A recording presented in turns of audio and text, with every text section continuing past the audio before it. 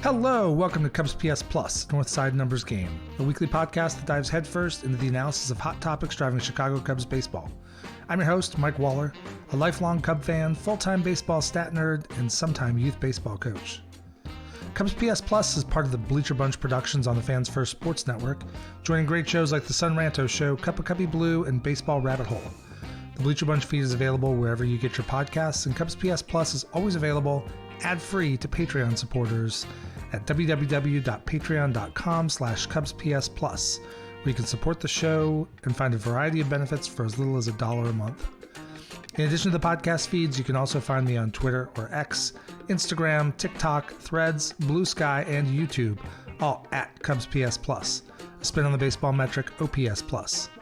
Love the pod or hate it, please drop a review wherever it is you find your podcasts. If you've done that, thank you so much. Maybe you can share an episode with a friend. Welcome into episode 72, the Robert Machado episode of this podcast. Machado was a backup catcher for the Cubs back in 2001 and 2002, hitting 3 homers and driving in 18 across 74 games with the Cubs. This weekend, I sat down with Matt Cozzi of the Locked On Cubs podcast and really enjoyed the conversation.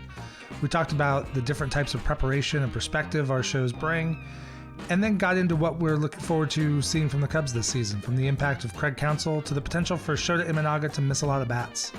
We get into where we see the most variance and outcome on this team and what that could mean for the Cubs' win projections. Are you ready? I'm ready. Here we go.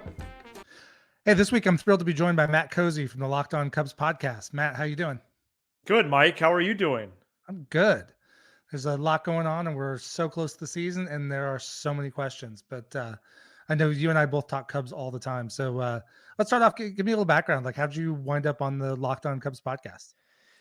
Yeah, so it's definitely a bit of a story there. I started my career post college in journalism and worked for a few years at the Iowa City Press Citizen. So I've been in the kind of the journalism landscape for a while, and eventually, left that and went into education, but always kept my ear and eyes open to the media scene and being a radio and podcast geek. I, knew the industry pretty well and, had studied it for a long time, had listened to shows and things like that. And then I started my own podcast in spring of 2020 in the thick of the pandemic. Perfect. And then a couple months after that, Sam, my good friend and now co-host of Locked On Cubs, Sam Olber, and I started our own show. And this was August of 20. We did a weekly show pretty much on anything, but it was mostly Cubs and Bears. And we did it purely because we wanted to. And we were getting 60, 70 downloads a week, but we were getting a lot of reps because we were consistent. Yeah. And about 2 years in and 90 plus shows in, I started, listening back to the shows and realizing, this sounds good. I do wonder if one day if we can do more with this. And shortly after opening day in 2022, um, the Locked On Cubs host left. I knew that because I was listening to his show. I was keeping tabs on a couple of Cubs podcasts as a diehard fan, but I didn't really think anything of it. So I would check the feed every now and then, no new shows. And then June rolled around. I was teaching summer school. And finally, I said to Sam, maybe we should reach out to them and we could host the show. Yeah, why not? And right around that same time as I was looking for emails of people at Locked On, I had a lunch routine after summer school, and I had to just quickly do something one day about 12:30 or 1 o'clock, south side of Crystal Lake in the northwest burbs of Chicago. And I walk into this Subway, and there's a dude with a Locked On podcast hat. And it's right around the same time as I'm trying to find emails. And I go, well, how do you know Locked On? He goes, oh, my name is Jack Bushman.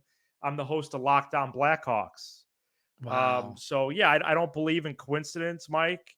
It was a crazy experience. And, I asked Jack, is the Cubs show still open? Do you have emails of real breathing humans that we can reach out to? And I did that afternoon. We got the ball rolling, and we've been doing the show since July of 2022. That's amazing. Yeah. Yeah, we both have the Iowa background. I also had my undergrad degree is journalism, although I branched off into other things. I do tech now, but Yeah. um, that's when I started this one up. It was fun to kind of get back to those roots a little bit, stuff I hadn't done in Get a long back to the time, roots. Yeah. and I did like newspaper stuff. So I never did like the radio. So this was all brand new. And um, one thing I've wanted to ask you about is you guys have a daily, sometimes on a weekly, especially in the off season. I don't know what the hell I'm going to talk about. Um, I mean, during the season, I imagine your job's easier because there's basically a game every day, so you talk about what's going on. But yeah, what do you guys do to come up with topics in the off season? Yeah, that's the main question I get from my students. And it's a lot of reading, a lot of listening, a lot of watching, other content, trying to keep tabs on the team as much as you can, trying to sketch out story ideas and hypotheticals and Mm-hmm. potential transactions. We do have some reoccurring segments throughout the week that break up the time. But yeah, 3 segments a show, 5 days a week is definitely a commitment and requires planning. This has become a second job of mine, and I Oh yeah. don't take it lightly at all. Um, and so I really think it's just putting in some time. And even in an off season like this one, where it was less active, It was torture. we somehow got through it. Yeah, There is like an 8-week period where we go down to 3 shows.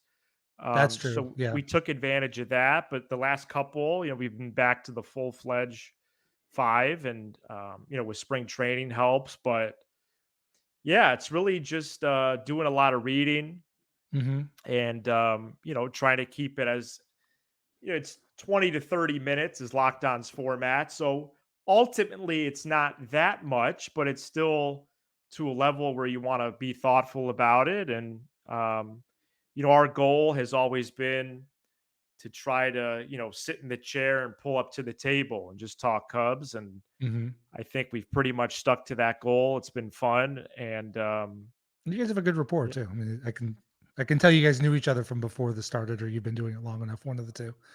yeah, But appreciate you saying that. Yeah. And I think that's been one of our separators because this Cubs space is it's uh it's pretty solid.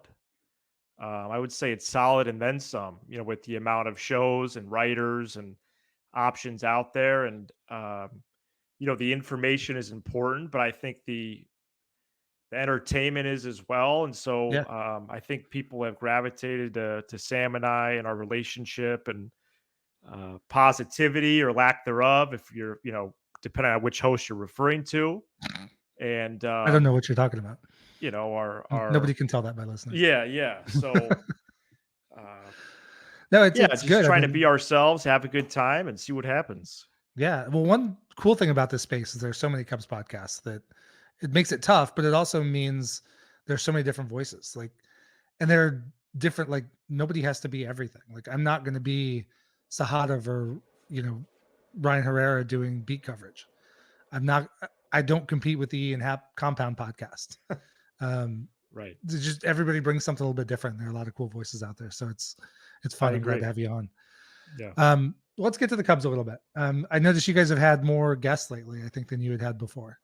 And one that popped Yeah. off to me is I'm not the only podcast that loves Miles Mastroboni.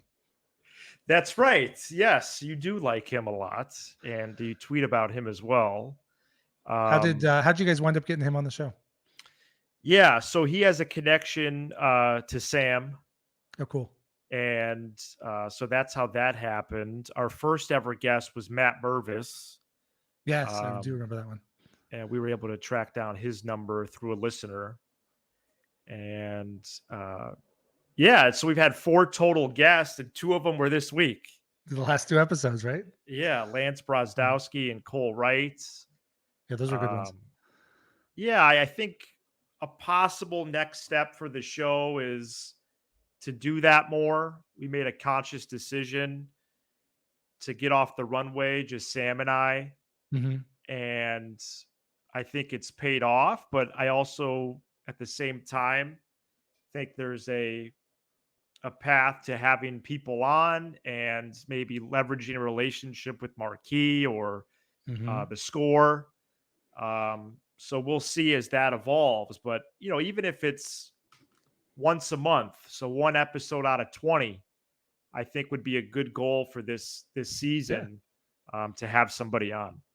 I love having guests on because then I don't have to Yeah. just sit and talk for 45 minutes. Yeah, But yeah, solo hosting is no joke.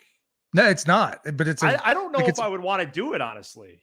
it's a completely different situation. Like on the one hand, I'm on my own schedule, so I publish whenever I want. But to your first point, if you're not regular, you don't grow an audience. So you got to be out Right. there.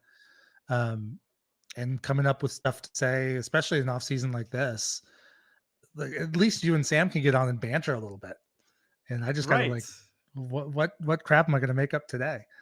But it's fun. It's the reps behind the mic. I mean, this is probably going to be episode 73, That's a lot. maybe 72. Um, but it's a lot. But it's really helped me watch the Cubs in ways I haven't followed them before because I've been a huge Cubs fan my whole life.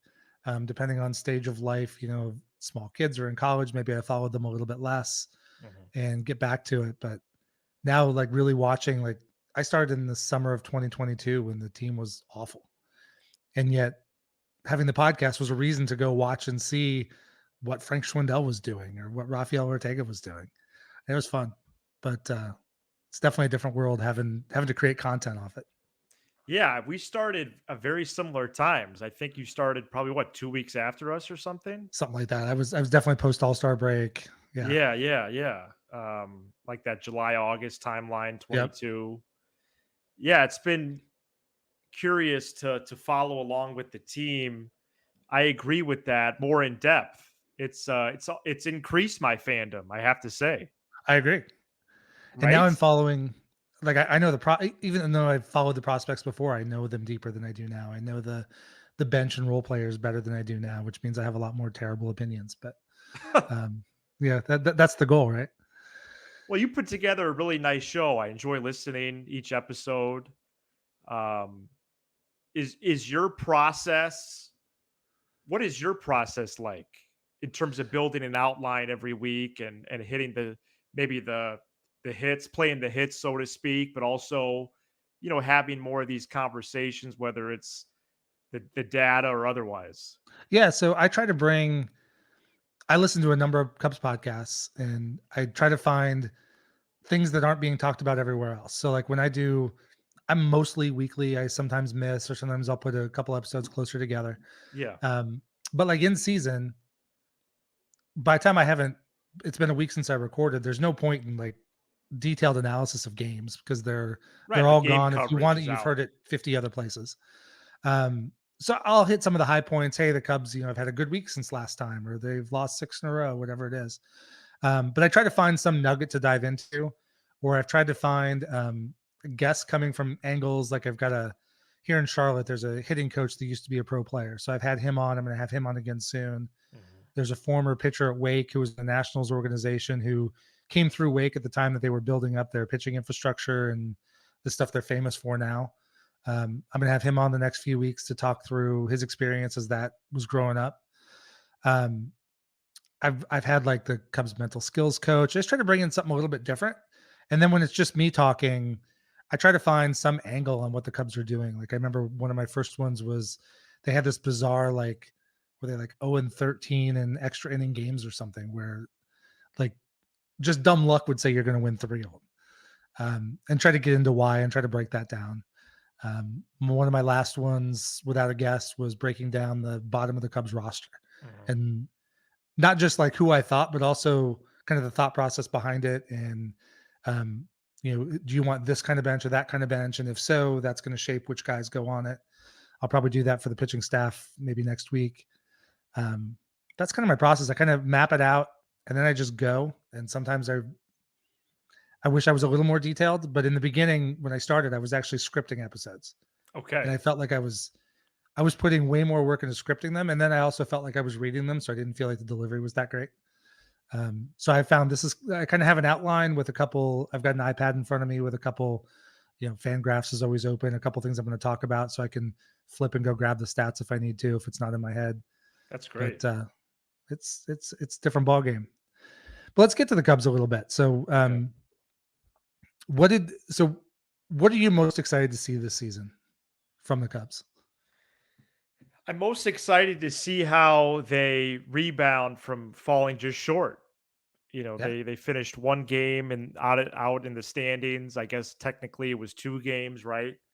Hmm. Um, if you include tiebreakers. So, they for the most part are running it back, but also not. I get that narrative, but we are recording here on Thursday evening, and a few hours ago, Shōta Imanaga pitched really well. He wasn't Hmm. on the team last year. He Yeah. The Cubs did not have a pitcher last year who could miss bats like him. They didn't. No. So them running it back, I think, is actually not true. What? Yes, there's a lot of the same players, but I'm excited to see how the new ones, in Managa, Neris, and Bush, especially, uh, and then in addition, the prospect parade that's awaiting in Des Hmm. Moines and Franklin, that are going to complement the current core, the Haps, the Swansons, Suzuki, Alzolay, Hendricks, Steele, etc., Horner. Um, how are these dudes all going to come together?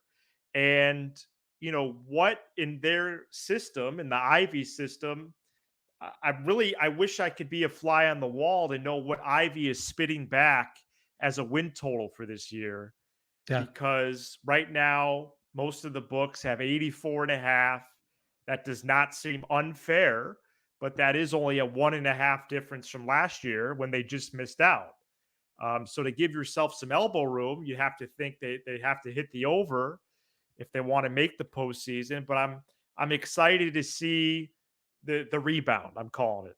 And what does that mean, especially with a new manager in the dugout? That's Yeah. the other thing about this offseason, Mike, was for as much inactivity as there was, I was always comforted by Craig Counsell. Yeah. I That would was a just big go move. back to November 6th. Wow, what a great feeling that day. Hmm. And that was a shrewd move by Hoyer, but the dominoes have fallen slowly from there. Um, I think Bellinger coming back was significant, and Definitely. I'm excited to for them to roll out the ball on March 28th. Yeah, one of the things for me, and you brought up a good point, was the idea of them rolling it back. I think people say that because they look at the team that finished the season, Right? but I think where the Cubs lost was, and you guys have talked about it, but the first 2 months of last season, when you had Yeah. opening day, you came with two outfielders, you were misusing Mancini, Wisdom, and Mastroboni. You had dead weight with Torrens and Rios on the roster. That I only say dead weight because they were never used, so it was literally dead weight. Um, the team they're going to open with opening day this year is far better than the team they opened with last year. You're right. It may not be miles ahead of the team that finished, but it's way better than the team that started. Way better. And when That's people a talk great about point. the other reason I'm excited about Imanaga is they talk about, well, can he really replace Stroman because Stroman was so good? Stroman only gave a half a season. Yeah. And Ultimately, he did. Yeah. if you look at his total contribution, it's not some ace level pitcher to replace. Yeah, and the first 50, 60 games last year proved detrimental, Oh really yeah, starting in like July. yeah. And so to I mean, go if they from did July to Mike the Top, last day, that's a grind. yeah. I mean, we were seeing numbers from what, like mid June through at least Labor Day. They were playing on like a 95 win pace. Yeah, I would always backtrack it either to, yeah, there was a Like date in June June. 7th or something like that. Yeah, but then also July 18th. Yes. Um, the pace from like July 18 through the Giants sweep in September was crazy. That was the last game I went to was Labor Day when Steele threw that gem. That was so cool to be there. Yeah, yeah. But yeah, so you look back and you know if they have Mike Talkman up in mid-April, Where was he? yeah. And I don't know how you start with two outfielders. That was the one thing It's so weird. I I tend to not be super critical because I know that like Jed and Ross, they have way more info than I do, so they're making decisions for reasons. But that's one that never made sense to me. Mm, And while I was not a huge Ross critic, and I would say even the bullpen usage, he didn't handle it well, but it also was he was not given a great bullpen. Um, right. He wasn't. Council was still a clear upgrade. Yeah. Yeah, clear upgrade. I do think Ross was hamstrung by the pen in many ways. Hmm. Even to open the campaign, like we're talking about. But yeah, there's no Hosmers, Mancini, Barnhart, Terens. Um, That's what gets me it, now. So we talk yeah, about. I know you guys talk about Montgomery a lot, and I'm yeah, all which I for it if they think do it. I think we're done with now. But yes, Yeah, I think at this point, even if they sign him, he's not going to be ready for the first no, week or two of the season. Um, but when you're looking at the roster, if they were to like looking at Carl Edwards Jr., looking at Garrett Cooper, Mhm. want to bring in one of those non-roster invitees, there's not an obvious guy on the 40 to cut. Yeah, I would have to get my spreadsheet out. I actually did a little bit of that this afternoon, Mike, with we updated the roster for Friday's episode again in Okay. the second segment. That's true. Yeah, not only would Garrett Cooper, so like the main three I'm looking at right now are Cooper, Smith, and Edwards. Hmm. And yeah, not Maybe only would Escobar in the bullpen. yeah, okay, yeah, that's true. I did have He's a him on lefty. my sheet today. Yep. So four guys that not only would have to be added to the opening day roster, but they have to be on the 40 man first. Hmm. So yeah, I think there's more difficult decisions than they anticipated. Smith brings a lefty profile of power that maybe you want to test drive out of the gate against righties as the DH if Morel's at third, and then you Hmm. make changes as the game goes, especially those last couple innings. If you want Madrigal at third or something like that, if he's Hammer healthy, Mastrobuoni. Yep. or Mastro, yeah. And then is there a chance Cooper actually puts Wisdom out of a job, at least with the Cubs? Maybe if they think he's better at hitting left-handed pitching.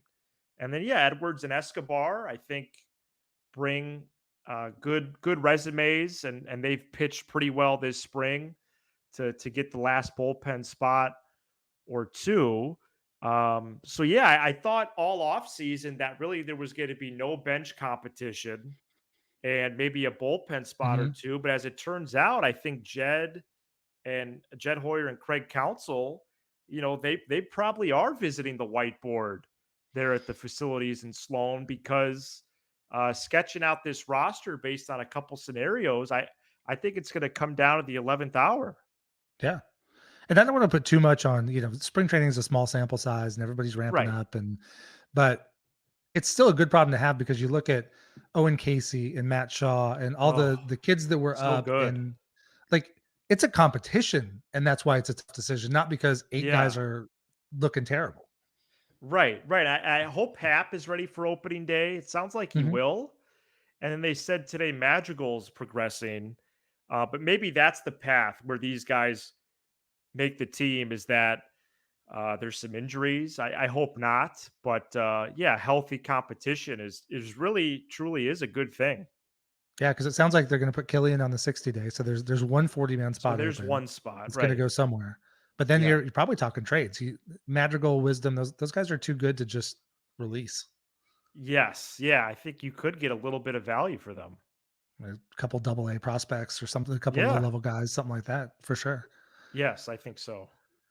But yeah, it's gonna be. I never thought that we'd be this. I guess I should have known with how the offseason went, but I didn't think we'd be this close to opening day and be this unclear on what the bottom of the roster might be like. Yeah, because I just thought the bench was going to be Amaya, Wisdom, Talkman, and Madrigal or slash Yeah, Mastro. yeah. And, it turns out that maybe there's some more decisions to make. So, And on the bullpen um, side, you have a bunch of guys that don't have options. So yeah, including Yency Almonte. Do you think he yes, makes it? I think he will to start, but then he might have a short leash Short leash. Yeah. because Yeah. it's. I mean, that entire trade was for Michael Bush, Right. but it's still not a great look if you give up Jackson Ferris and the relief pitcher you got doesn't make your opening day roster. Right. It's just Right. not a great start. No, no.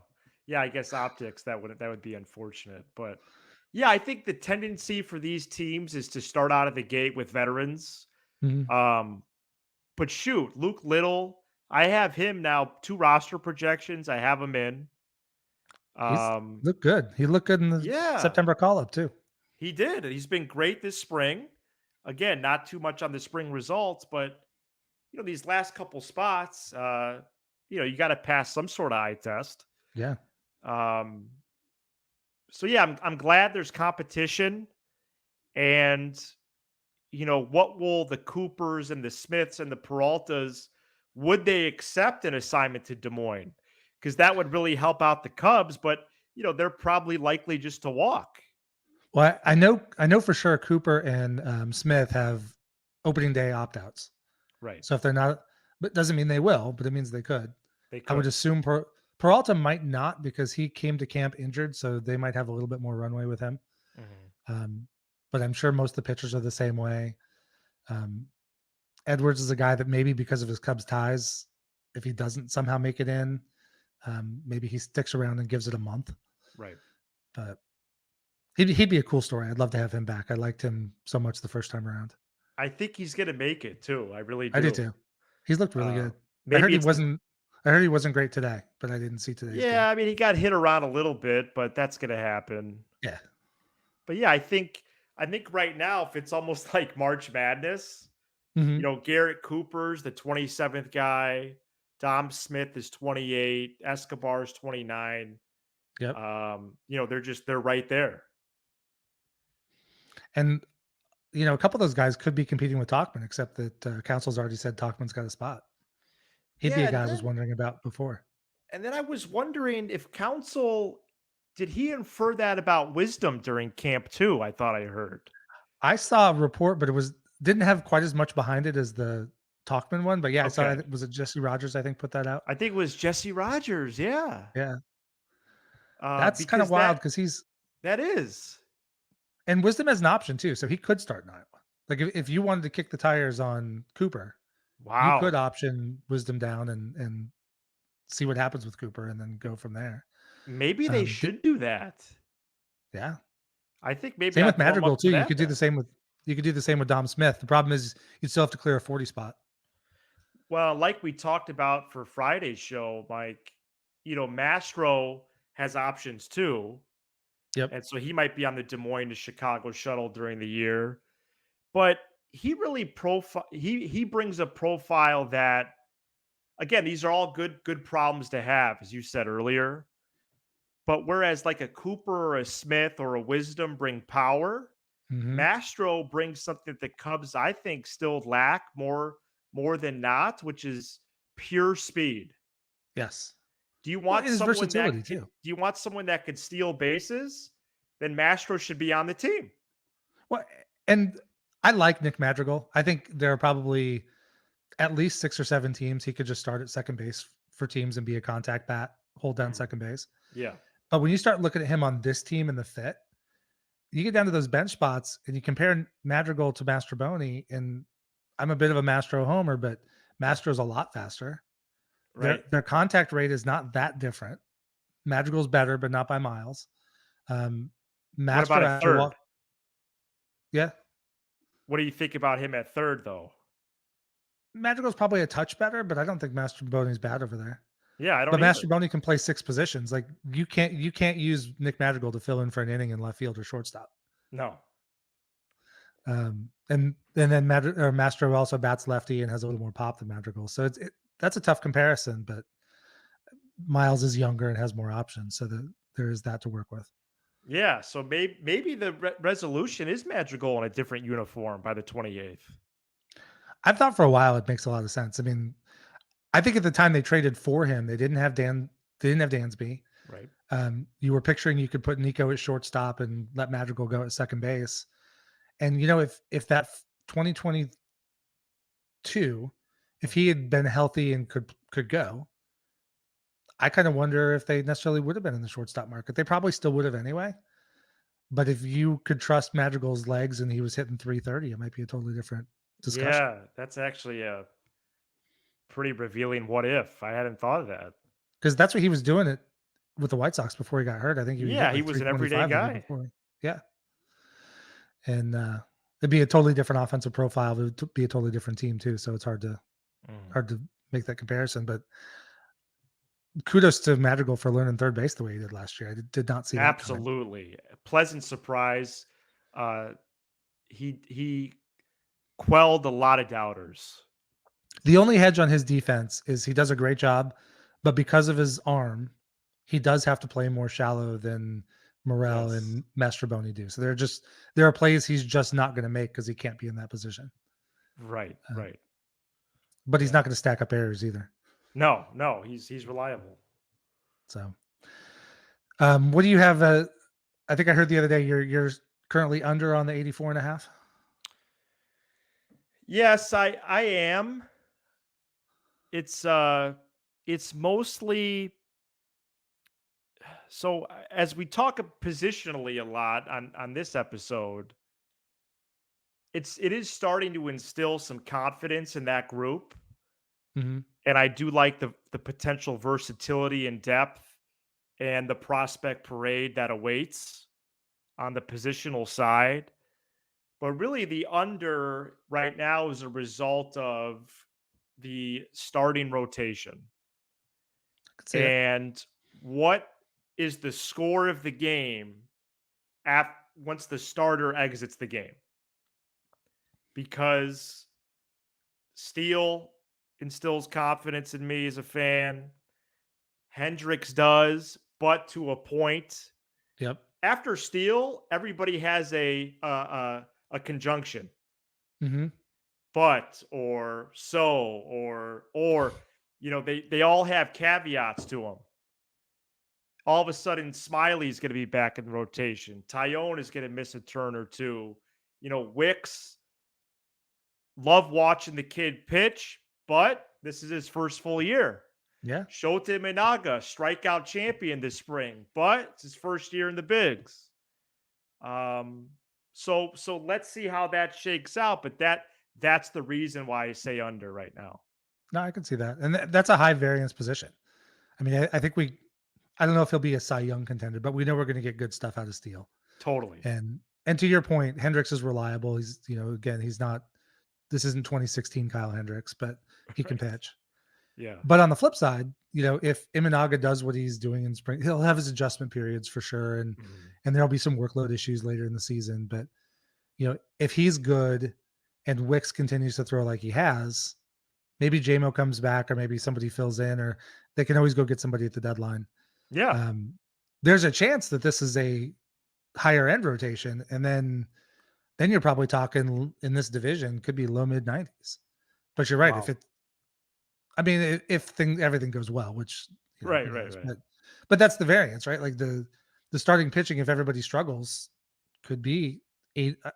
I have a hard time barring major injuries seeing this team much under 500. Yeah, right. But I could see him low 80s if the starting pitching struggles. Tyone can't be healthy. Imanaga has trouble adjusting. But I've got him right now probably 87, 88. I haven't really sat down with it yet because I don't know what the roster is yet. It's hard to project that out. But I think now that we can be pretty sure they're not getting Montgomery. So I think now we can pretty much probably sit down and pencil it in.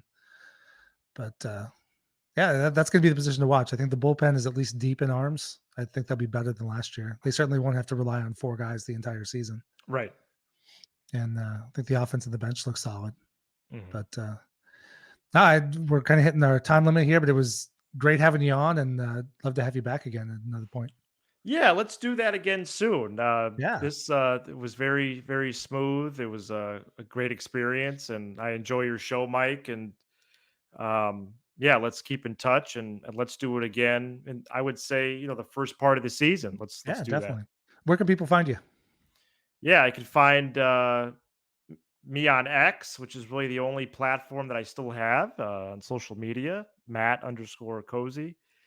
And then Locked On Cubs, YouTube, Apple, Spotify, everywhere you get your podcasts. Excellent. Well, thanks for coming on, and have a great night. Thank you, Mike. Thanks. Thank you for joining us today. If you like this episode, please drop a rating and a review wherever it is you get your podcasts, and share an episode with a friend.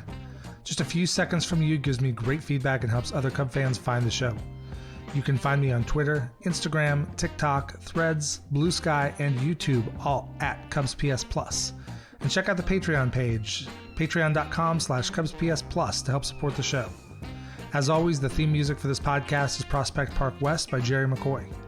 This is Mike Waller, host of the CubsPS Plus podcast. Every day with Cubs baseball or talking about Cubs baseball is a great day. Go Cubs!